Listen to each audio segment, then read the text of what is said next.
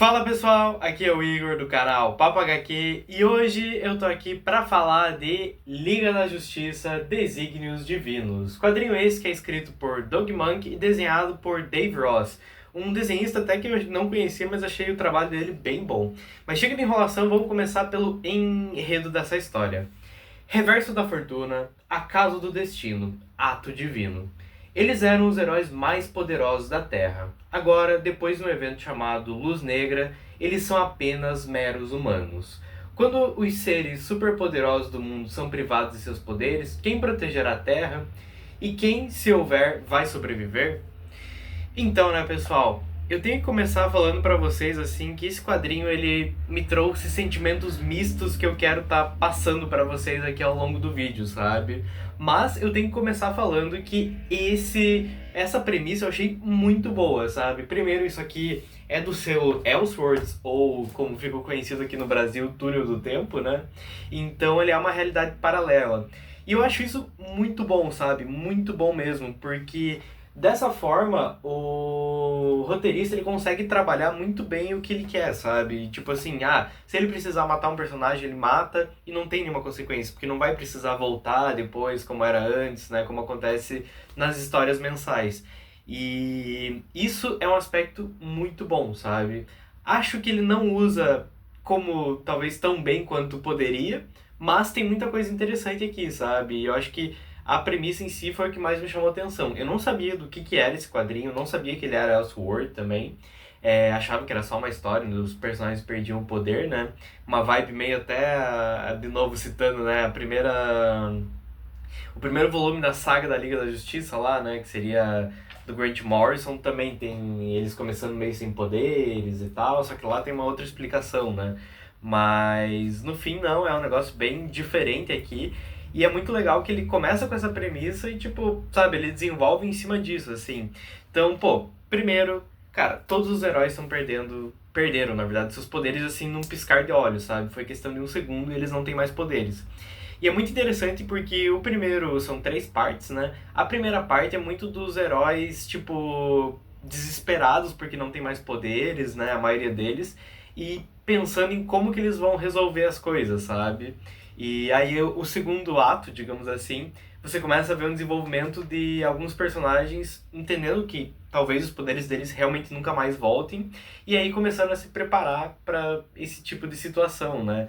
E é nesse momento também que você vê que os heróis que não têm poderes e que usam a tecnologia acabam sendo os maiores heróis do mundo, sabe? Por exemplo, a gente já tinha o Batman que era fodão e tal, mas por exemplo, o Aço, que ele é um personagem super forte e ele, tipo, vira um novo Superman, literalmente, porque é o único que teria um poder quase equivalente ao do Superman, né?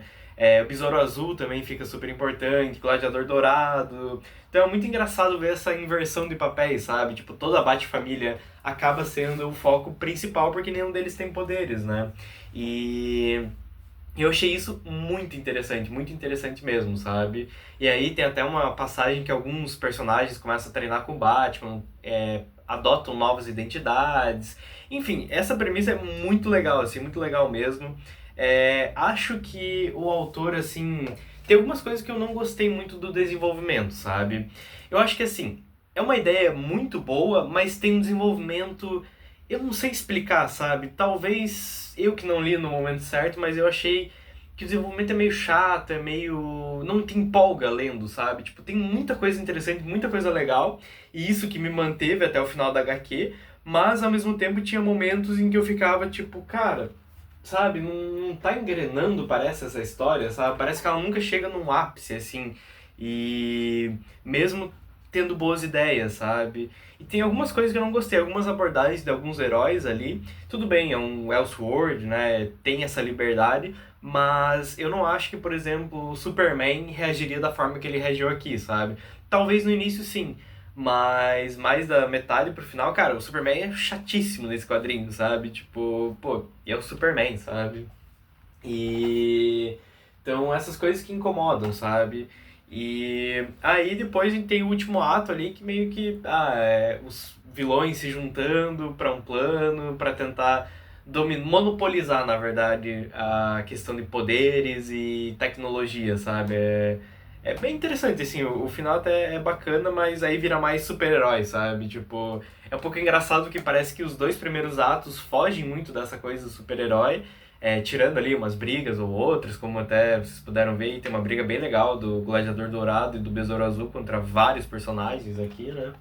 E mas ele ainda tenta fugir um pouco mais e no final acaba voltando mais pra isso, sabe? Mesmo com os heróis sem poderes ainda, né? Então, mas é bacana, assim, não vou dizer que não, sabe? É bem legal ver essas novas identidades. Não vou revelar quais personagens mudam de identidade aqui, mas é legal de ver, sabe? Tem participações de quase todos os personagens, né? Pelo menos alguma aparição tem vilões também muito icônicos, como até mesmo o próprio Coringa.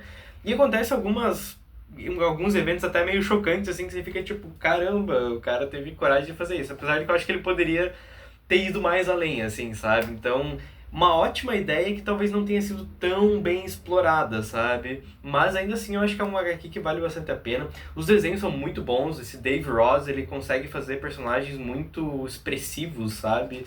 E deixa eu até pra não dar spoiler pra vocês aqui, mas eu acho que é legal você ver o desespero de alguns personagens no olhar e tudo, sabe?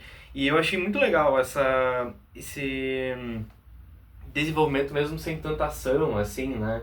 E o cara manda muito bem, assim, me lembrou um pouco alguns momentos da Liguinha, sabe? Até esse daqui, por exemplo, o Besouro Azul e o Gladiador Dourado interagindo, né? E como o desenho também é bem expressivo, como era o da Liguinha, achei legal por conta disso. Mas enfim, eu acho que é uma premissa muito boa, realmente. É um quadrinho que vale a pena ler, né? Acho que só saiu uma vez aqui pela editora Mitos e daí agora pela Eagle Moss. Mas é um quadrinho bacana, sabe? É aquele quadrinho nota 6,5, 7, vai. Acho que vale a leitura, mas não diria que é uma grande prioridade, assim, porque realmente o desenvolvimento eu não gostei tanto.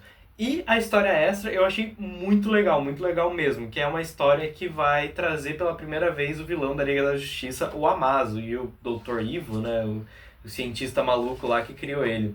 E essa história extra é muito boa, assim, muito boa mesmo.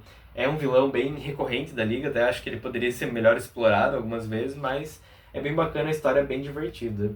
E meio que casa ali com a questão de que eles vão perdendo os poderes para o Amazo pegar eles, né?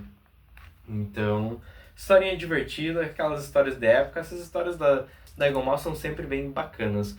Mas então fica a recomendação aí, né? Eu acho que realmente é um quadrinho diferente, assim, acho legal quando a Eagle Moss traz esses quadrinhos diferenciados. E como eu falei, não é uma história ruim, sabe? Só talvez poderia ter algumas coisas melhores, talvez algumas abordagens de alguns heróis irritem vocês, mas, cara, se eu conseguir passar por isso, eu acho que vocês vão gostar, é uma história bem bacana e diferente, né, dos heróis. Então fica a recomendação. Deixe aí nos comentários se você já leu, deixe aí nos comentários também se você gosta dessa história, se você acha também que o desenvolvimento dela é meio estranho, meio truncado, se não engrena. E se inscreve no canal se não é inscrito, deixa o like. Valeu, até a próxima aí. Fui!